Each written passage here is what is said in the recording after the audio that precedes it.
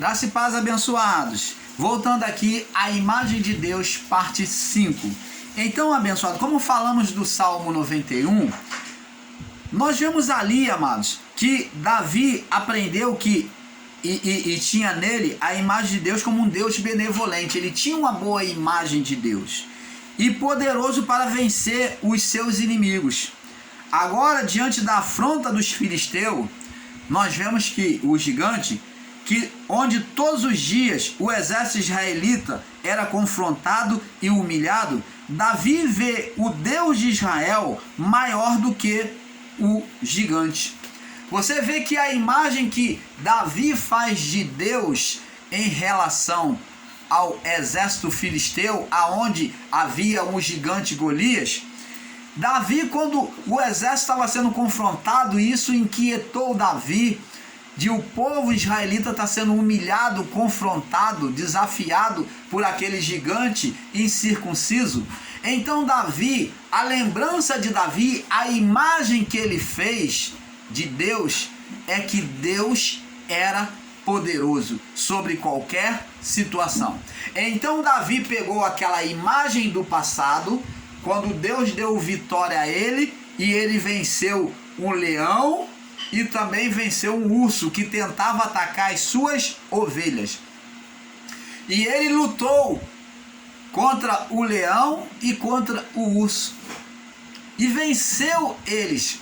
Então Davi, na sua imagem, criou forças e disse: como o Senhor foi comigo, me fazendo vencer tanto o leão como o urso, eu irei contra esse filisteu. Deus há de me dar vitória contra esse incircunciso.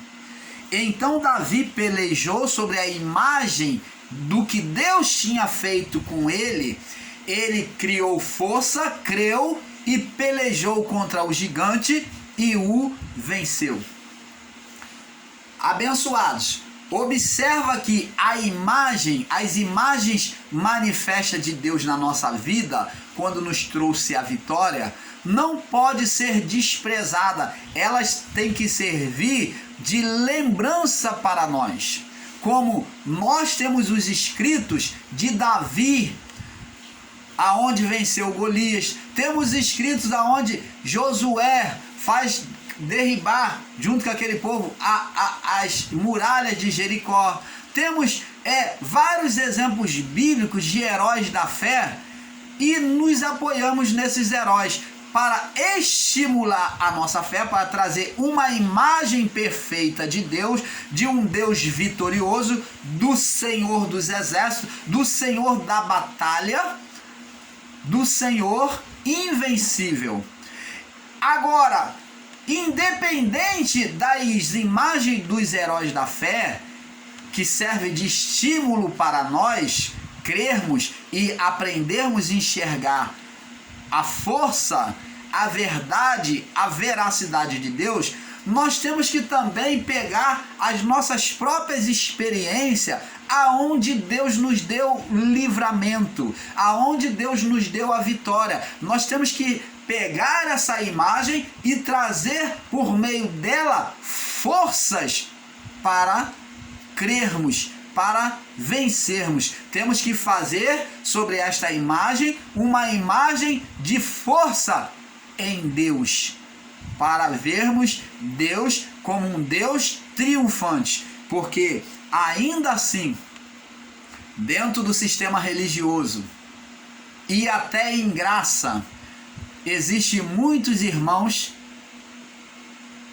que estão se lamentando, estão gloriando a Davi, gloriando a Josué, gloriando os heróis da fé, mas ela mesmo não olha para dentro de si e não tem visto o que Deus tem feito. Preste atenção. Amados, todas as vezes que Deus se manifestava aos nossos pais da fé antigos, Deus se manifestava dizendo: observa bem, para que eles crescem, para que eles tivessem uma boa lembrança, fizessem uma boa imagem de fé de Deus. Deus vinha falando assim, olha, Deus falou para Jacó: eu sou o Deus de Abraão e de Isaac. Deus falou para Isaac, eu sou o Deus de Abraão. E Deus falou para Jacó, eu sou o Deus de Abraão e de Isaac. Deus falou para José, eu sou o Deus de Abraão, de Isaac e de Jacó. Assim como fui com eles, serei contigo. Então, Deus faz lembrança dos seus feitos para que os homens fizessem uma imagem perfeita dele e recebessem força, fé para crer. Lembrando o quê? Dos feitos passados. A força do povo israelita estava sempre apoiada no passado. E por isso é que Deus instituiu a Páscoa como lembrança da vitória triunfante sobre Faraó e o seu exército. O livramento do Egito. Então a Páscoa ficou marcado como símbolo, como lembrança do livramento, aonde Deus livrou aquele povo israelita da mão de Faraó com braços fortes. E isto era um estímulo para os israelitas, essa lembrança, aonde comiam ervas amargas, o cordeiro, lembrando os feitos, a força e o poder do Senhor acontecido no passado. Você está entendendo? Então, Davi buscou forças do passado que Deus fez na vida dele. Assim como o Senhor foi comigo diante do leão e do urso, para poder livrar as minhas ovelhas, eu vou também nessa força contra esse gigante incircunciso. Você está entendendo, amado? Então não perca a lembrança dos feitos do Senhor na sua vida. Tire dessa experiência do que Deus, essa manifestação sobrenatural de Deus na sua vida, tire isso como fonte de força para criar uma imagem perfeita de Deus, tendo fé, para acender a sua fé. Então, amado, diante da afronta dos filisteus, o filisteu gigante, onde todos os dias os exércitos israelitas eram afrontados e humilhado, Davi vê o Deus de Israel maior do que o gigante, onde sua visão vem das vitórias que o Senhor lhe dera sobre o leão e o urso, olhando os feitos do Senhor lá atrás. Foi esta visão que Deus lhe proporcionou, essa visão de Deus que lhe proporcionou a vencer o gigante filisteu. Já Saulo, agora vamos falar de Saulo. Já Saulo foi totalmente contrário a Davi. Saulo foi um perseguidor da igreja de Deus, né? Ele como um homem religioso, no seu coração, Saulo julgava, né? Ele era um dos chefes das tropas romanas, inquirido de aplacar os cristãos. Ele era letrado na palavra, nas escrituras, tinha todo entendimento, entendia várias línguas. Então Paulo tinha todo o conhecimento na letra de Deus, das escrituras. De Deus não, das escrituras. Então Paulo agora vinha dentro do seu entendimento, na sua mente, ele tinha uma imagem de Deus errada, mas no seu coração ele julgava que estava prestando serviço a Deus, aplacando os cristãos, tomando aqueles homens como herege, que tinha que ser crucificado, trucidado, porque eles estavam lutando contra Deus. Ele julgava que os cristãos estavam lutando contra Deus, que é o catolicismo romano. Agora Saulo vem aplacar os cristãos. Que Saulo foi totalmente contrário, onde com uma visão errada de Deus, uma visão religiosa, ele persegue e mata os cristãos. Veja que ele julgava no seu coração estar prestando serviço a Deus, uma visão, uma imagem totalmente equivocada de Deus. Saulo tinha uma imagem equivocada de Deus. Você está vendo que essa imagem equivocada de Adão, agora até Saulo, sobre todos os homens, chegou a Saulo. Vamos lá no livro, agora falando sobre imagem equivocada, onde Saulo tinha uma visão equivocada, nos faz lembrar de um homem, no livro de Marcos, capítulo 8, no verso 22 ao 88. Um homem que não tinha uma visão perfeita. Vamos agora fazer um paralelo para entendimento, Jesus já mostrando no seu ministério sobre imagem imperfeita de Deus. Marcos 8, 22 ao 28, diz assim. O título é A Cura do Cego de Betsaida.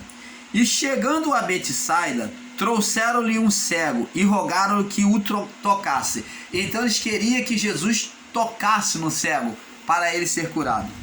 Tomando o cego pela mão, levou-o para fora da aldeia. Fora da aldeia. Preste atenção.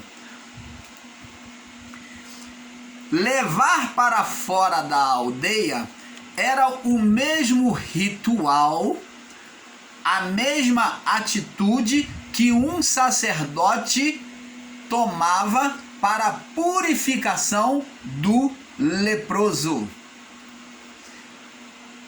O leproso, ele ficava do lado de fora da aldeia e então o sacerdote avaliava, ele saía da aldeia e ia até onde estava o leproso para ver se ele estava purificado.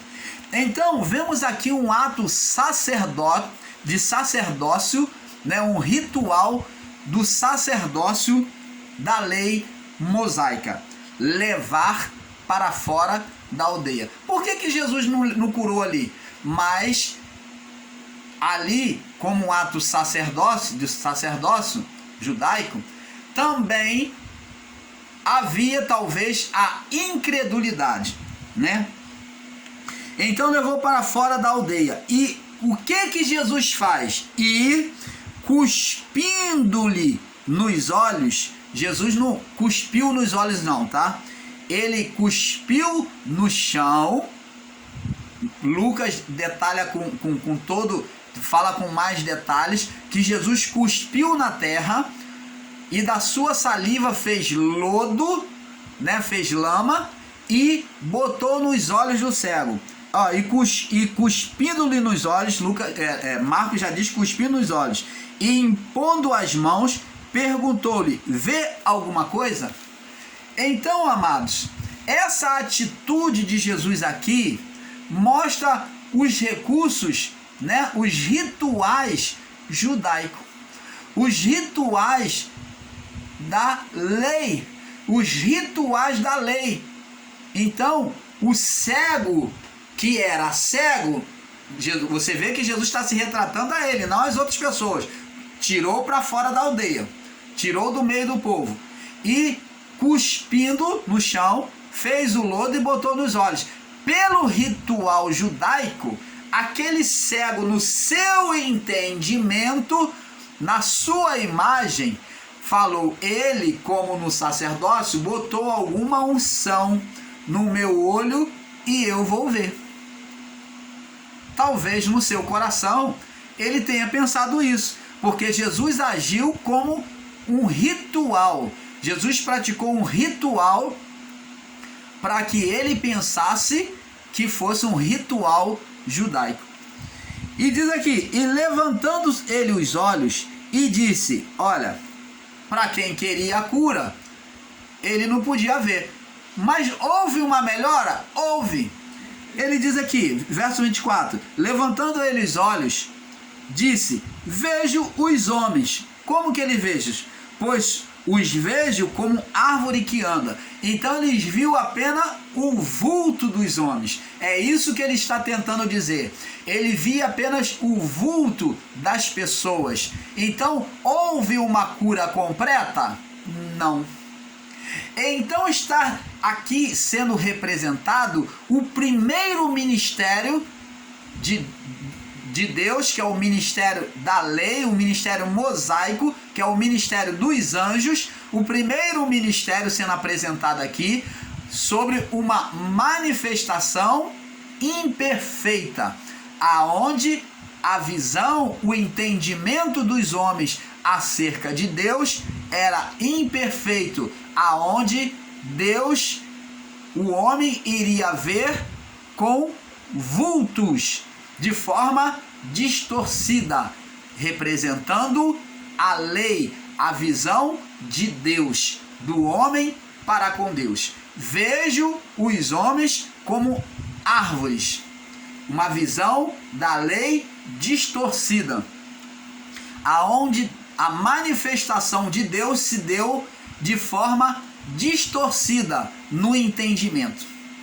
Você está entendendo? Então, no entendimento, a manifestação de Deus ali estava se dando pelo período da lei de forma distorcida. O homem achava que Deus dava e Deus tomava. Deus criava o bem e criava o mal. Agora, depois disto, tornou a pôr as mãos nos olhos. Agora Jesus se manifesta diretamente, bota a mão nos olhos dele, como se estivesse dizendo, ó, você não precisa disso, tem que ser assim. Jesus põe a mão nos olhos, não usando mais recurso, né? E fez olhar para cima, para o que viria. Olhar para cima significa olhar para o horizonte, para Deus, olhar para o que viria, a manifestação que viria após isso. Então aqui está esse acontecimento, está ligado, existe uma escatologia sobre aquilo que estava acontecendo. Então agora, olhando para cima, que olhar para os céus, sobre o que viria, os anjos, quando Jesus ele ressuscitou e estava voltando subindo para os céus, os anjos apareceram e disseram, porque o que estás olhando para cima? Esse mesmo Jesus que você viste subir, ele também virá também da mesma forma que você viste subir. Então olhar para cima estava indicando aquilo que viria. Então agora, sobre aquilo que viria, sobre o novo ministério de Cristo, viria o quê? Viria a perfeição, a manifestação perfeita. E olhando para cima, e ficou ele restaurado e viu a todos claramente. Diga glória a Deus. Glória ao Pai, né? Então, amados, agora, sobre o olhar sobre o que viria, o novo ministério, a nova manifestação de Deus por meio de Cristo, por meio do Espírito, então, agora, o homem passou, o cego passou a olhar nitidamente, não ver mais sobre vulto. Você está entendendo, amado? Então, agora, a mente dele foi recuperada, uma visão perfeita, e assim somos nós, é esse entendimento que temos que ter. Amados, a visão, a imagem da religião acerca de Deus sempre foi errônea, uma imagem imperfeita. Veja que pela imagem do ritual que Jesus fez, que representa a religião judaica, por lodo nas vistas, o cego via como vultos, mas com o toque direto de Deus e olhando para os céus, aquele homem pôde ver nitidamente. Mateus capítulo 14, vamos agora em Mateus capítulo 14. Mateus capítulo 14, no verso... Vamos ver agora os discípulos vendo Jesus com uma visão imperfeita, o qual nós já falamos. Mateus capítulo 14, verso 22. E logo ordenou Jesus que os seus discípulos entrassem no barco e fossem adiante para o outro lado, enquanto despedia a multidão. E despedida a multidão, subiu ao monte a orar à parte. E chegada a tarde, estava ali só. e o barco estava já no meio do mar, açoitado pelas ondas, porque o vento era contrário. Mas, à quarta vigília da noite, dirigiu-se Jesus para eles, andando por cima do mar. E os discípulos, vendo, andando sobre o mar, fizeram uma imagem errada, assustaram-se dizendo, porque já estavam com medo da tempestade. Então eles veem um vulto em meio ao mar, eles gritam, um fantasma.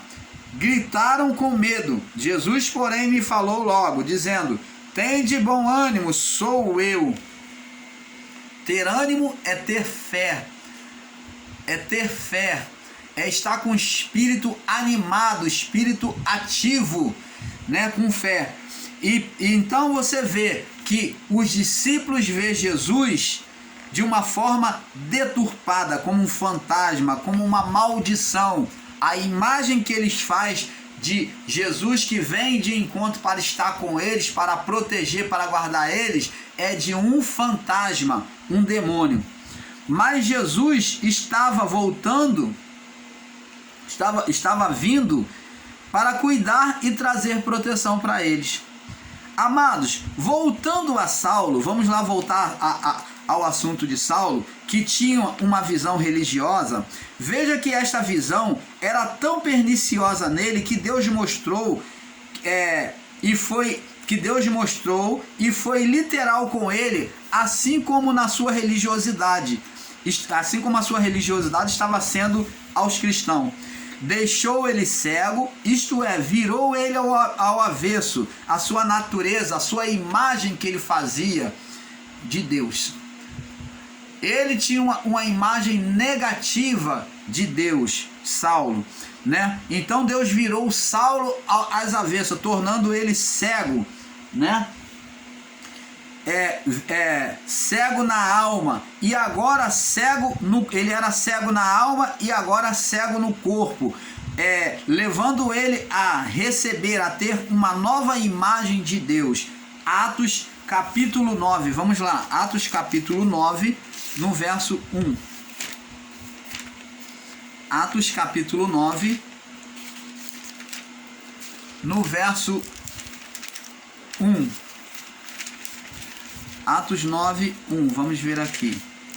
Diz assim: e Saulo, respirando ainda ameaças e morte contra os discípulos, vê que a ânsia dele, o desejo dele era matar os cristãos, dirigiu-se ao sumo sacerdote e pediu-lhe as cartas para Damasco, para ir em Damasco, para as sinagogas, a fim de que, se encontrasse algum deste caminho era Cristo, tá? Quer homens, quer mulheres, os conduzisse preso a Jerusalém. E indo no caminho, aconteceu que, chegando a Damasco, subitamente cercou um resplendor de luz do céu. E caindo em terra, ouviu uma voz que lhe dizia: Saulo, Saulo, por que me persegue? E ele disse: quem és, Senhor? E disse o Senhor: eu sou a Jesus a quem tu persegues. Olha a visão que Saulo tinha erroneamente de Jesus, do Cristo. Então ele era o Cristo, aqui ele foi colocado como Senhor, porque ele já estava no seu estado glorificado. Então aqui já estava no seu estado glorificado. Ele se apresentou como aquele Jesus anunciado aos israelitas. E diz aqui, e Jesus disse: eu sou Jesus a quem tu persegues. Duro é para ti recalcitrar contra os aguilhões, significa os poderes de Deus. E ele, temendo e atônito, disse: Senhor, que queres que eu faça? Disse o Senhor: levanta-te, vai, entra na cidade e lá te será dito o que te convém falar. Agora vamos partir para 9, verso 17 e 18, para não alongar muito. E Ananias foi... Vamos ler do verso 15 em diante. Diz aqui, do 15 ao 18. E disse, porém, o Senhor, vai, falando a Ananias, porque este é para mim um vaso escolhido para levar o meu nome diante dos gentios e dos reis e dos filhos de Israel. Então, Paulo, ele era precioso, Deus já está confessando aqui que ele era precioso para pregar os gentios, os reis e os filhos de Israel. Paulo iria pregar tanto a gentios como aos reis, aos governantes, que não tinham ainda a sua religião, mas era idólatra, não era nem judeu, nem gentio, né? Era um gentio que não tinha nenhum Deus. Eles tinham o Deus deles diferente. E os filhos de Israel, que é o povo israelita, aos que ensinam que Paulo foi endereçado apenas para pregar para os judeus, aqui está totalmente contrário, tá? Porque aqui está dizendo que Paulo iria pregar ao povo israelita também. Eu lhe mostrarei quanto deve padecer pelo meu nome. E Ananias foi e entrou na casa e, impondo-lhes as mãos, disse: Irmão Saulo, o Senhor Jesus, que te apareceu no caminho por onde vinhas e me enviou para que tornes a ver e seja cheio do Espírito Santo. E logo lhe caíram dos olhos como umas escamas, e imediatamente recuperou a vista, e levantando-se foi batizado. Então preste atenção, abençoados. Paulo aqui, a partir de então, após receber a sentença, né, de estar perseguindo e maltratando os cristãos, no encontro com Jesus, ele agora fica cego. Ele agora que tinha um entendimento errado, ele fica cego. E ficar cego é ficar vazio no entendimento. Ele fica cego no entendimento, ele na sua visão, e ele então fica agora sem entendimento. E agora nessa cegueira, Jesus se mostra para ele, Jesus fala com ele, ele já não vê, mas ele apenas ouve. Ele ouve a voz de Jesus. Então ele ouve agora não mais o conhecimento dele, mas ele agora ouve a voz de Jesus. E então ele é direcionado a Ananias, e Ananias instrui a Paulo, mostrando o poder de Deus sobre Paulo. Paulo é curado e restaurado na sua visão. Então agora Paulo, com uma nova visão, aquelas escamas, diz que como escama caiu dos seus olhos. Então Paulo demonstra uma nova visão, uma nova imagem de Deus. Agora, com uma nova imagem, uma nova visão de Deus, Paulo agora deixa de ser perseguidor.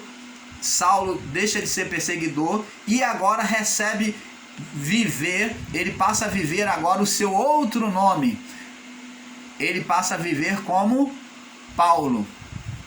Então, abençoados, agora como cristão, ele passa a ser conhecido como Paulo.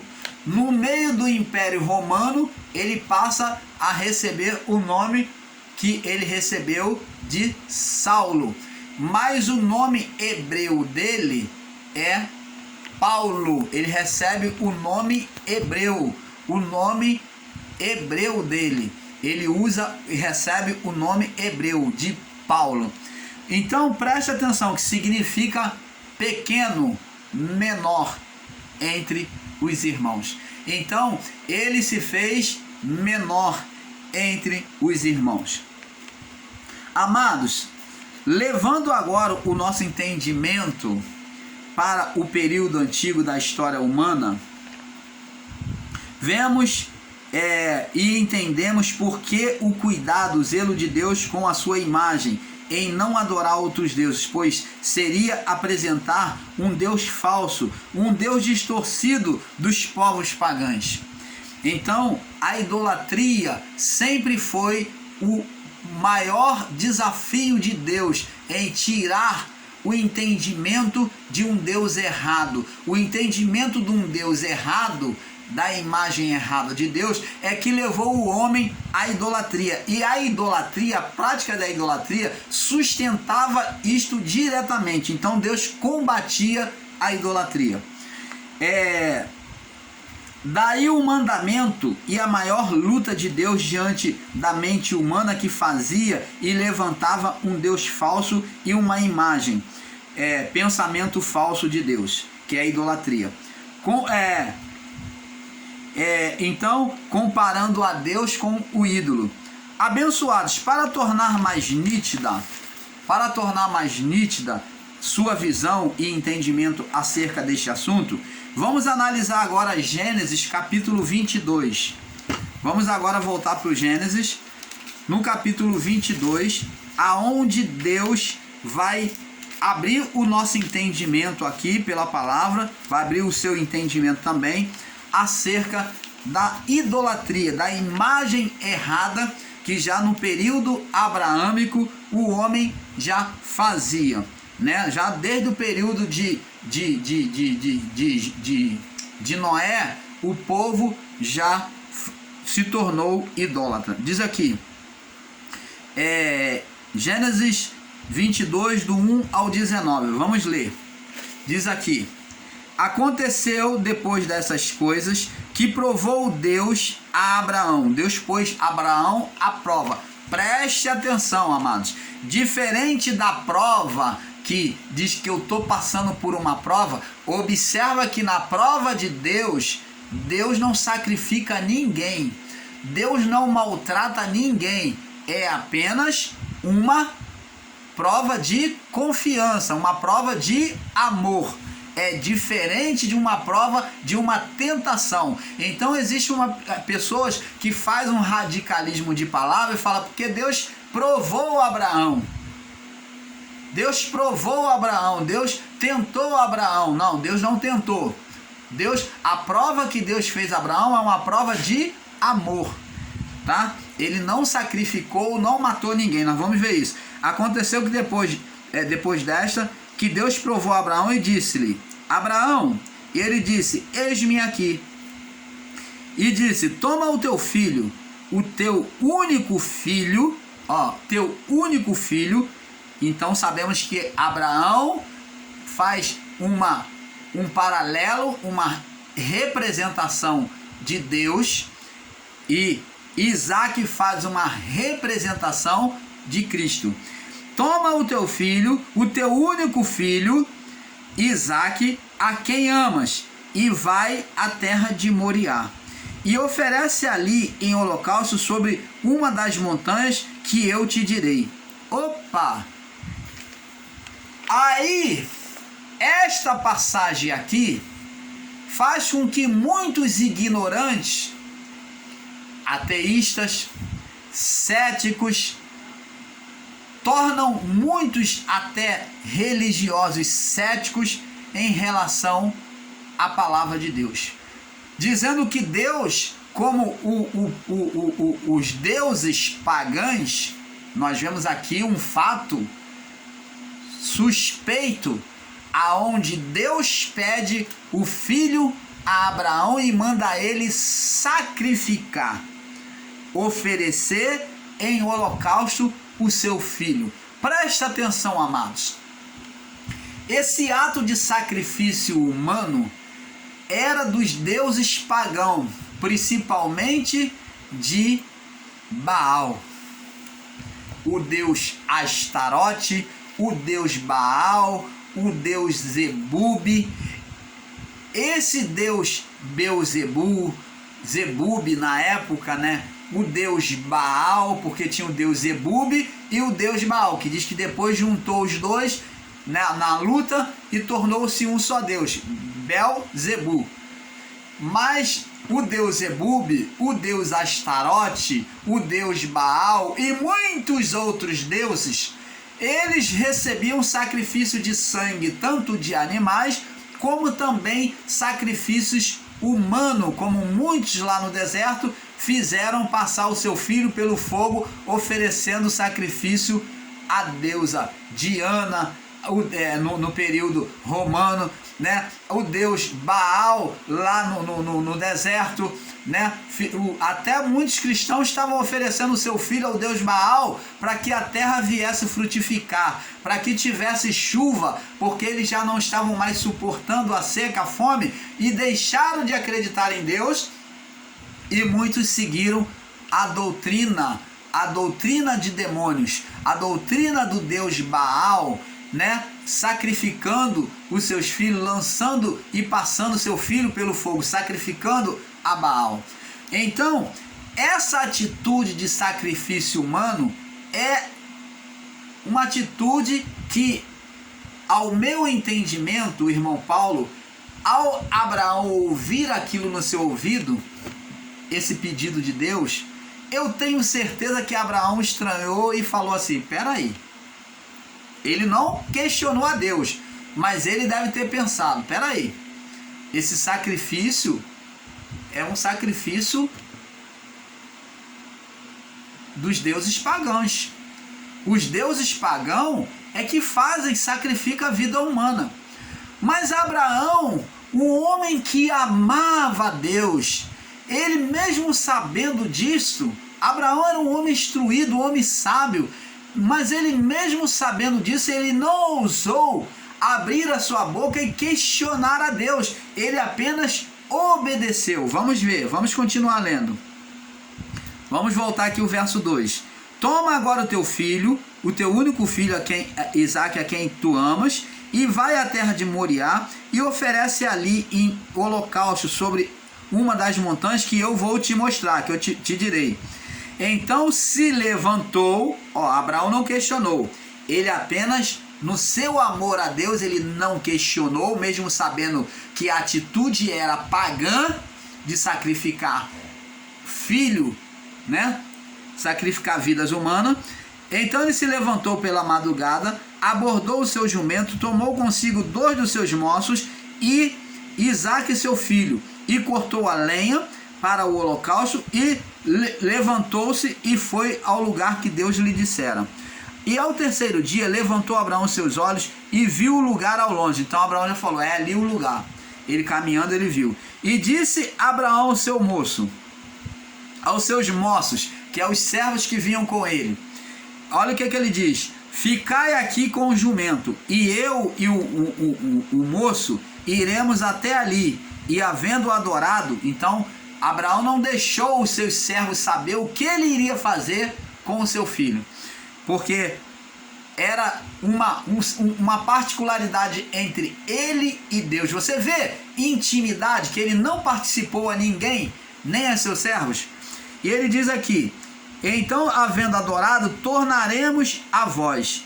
E tomou Abraão a lenha e o holocausto, e pôs sobre Isaque, seu filho, e ele tomou o fogo e o cutelo na sua mão, e foram ambos juntos. Então Isaque ainda foi levar a lenha nas costas, representando, prefigurando aquilo que Cristo faria, levando o madeiro.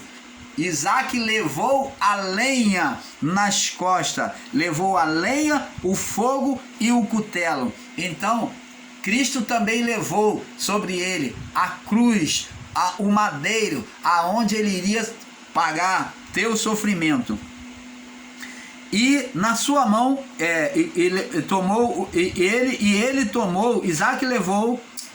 Isaque levou a lenha, né? E tomou o fogo e o cutelo na sua mão, que Abraão levou. E foram ambos juntos. Então falou Isaque a Abraão, seu pai. Disse: meu pai. E ele lhe disse: eis-me aqui, meu filho. E ele disse: eis o fogo e a lenha, mas onde está o cordeiro para o holocausto? E disse a Abraão, mesmo sabendo que Deus já tinha falado que o filho seria sacrificado: Deus proverá para si o cordeiro para o holocausto, meu filho. Assim caminharam ambos juntos. Olha, é tremendo, amados. Tem uma profundidade tremenda essa palavra de Abraão. Uma expressa, uma profunda, uma forte confiança em Deus, dizendo: Deus sabe o que vai fazer.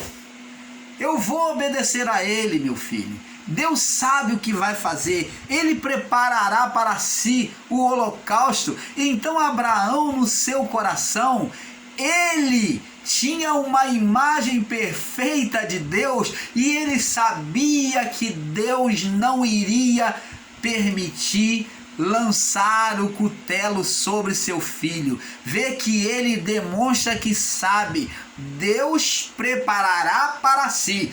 Quer dizer, eu estou levando você, mas você não vai ser sacrifício não, porque Deus, Ele não faz isso. Deus não é maligno. Olha a imagem perfeita, amado, que Abraão tinha de Deus, uma imagem de Deus que não sacrifica humanos, que não era como Deus pagão. Abraão confessou Deus com nitidez. Deus viu em um homem uma imagem perfeita dele, por isso ele foi considerado o pai da fé.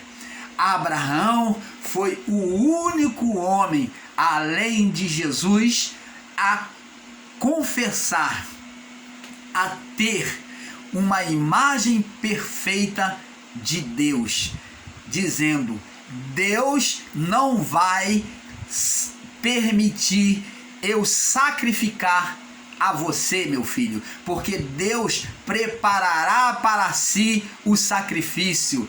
Deus já tem preparado, Ele vai preparar para si o sacrifício. O sacrifício de Deus é outro, não é você, porque Deus não sacrifica vidas humanas. Oh, glória a Deus! Dê um glória a Deus por essa revelação do Pai, meu irmão. Que profundidade, visão nítida, visão perfeita. Este homem tinha sim que ser considerado como referencial, como pai da fé, porque só ele, durante todo esse tempo, até Cristo, confessou Deus na sua divindade perfeita, como um Deus bom.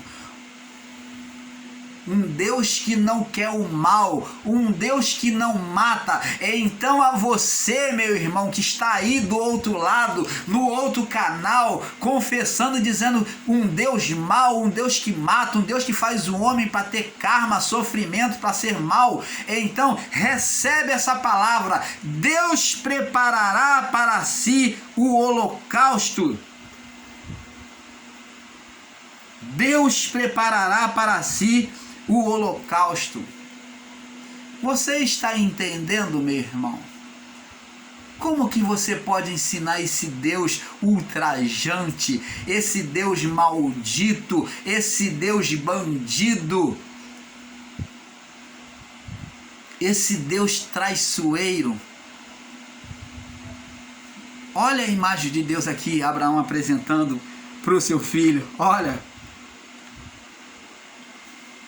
Então Isaque, verso 7, disse a Abraão seu pai, e disse: meu pai. E Abraão disse: eis-me aqui, meu filho. E ele disse: eis o fogo e a lenha, mas onde está o cordeiro para o holocausto? Por acaso Abraão falou: é você? Não, olha só, Abraão demonstrou que tinha uma imagem perfeita de Deus. Disse Abraão: Deus proverá para si o cordeiro para o holocausto, meu filho. Por que ele não falou que era o filho? Porque ele sabia que Deus não sacrificava vidas humanas. Deus era bom.